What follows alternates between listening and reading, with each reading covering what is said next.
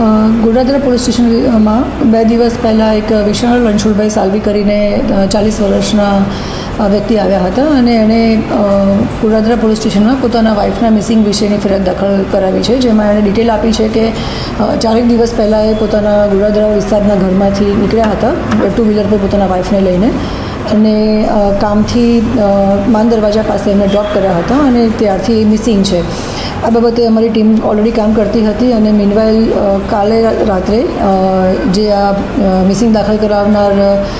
વિશાલ સાલવી છે એ પોતાના ઘરે એક ચિઠ્ઠી લખી અને ઘરેથી નીકળી જાય છે. પોલીસ તપાસ દરમિયાન પોલીસ પણ ઇન્વેસ્ટિગેશન મિસિંગની કરી રહી હતી, એટલે એમના ફેમિલી મેમ્બરના કોન્ટેક્ટમાં હતા અને એમના જે ભોગ બનનાર અને જે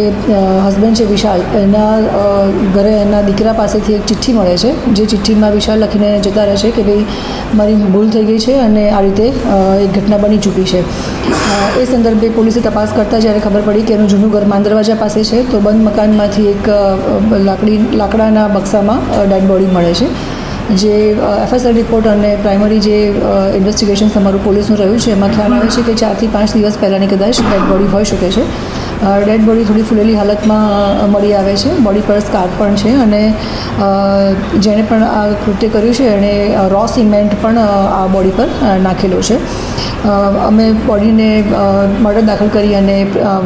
PM માટે મોકલી આપેલ છે. તો જે મેડિકલ રિપોર્ટ્સ અને જે FSR રિપોર્ટ PM રિપોર્ટ આવશે એના આધારે અમને ખ્યાલ આવશે કે એકચ્યુઅલી આ ઘટના કેવી રીતે બની છે અથવા તો કેવી રીતે મર્ડર કર્યું છે.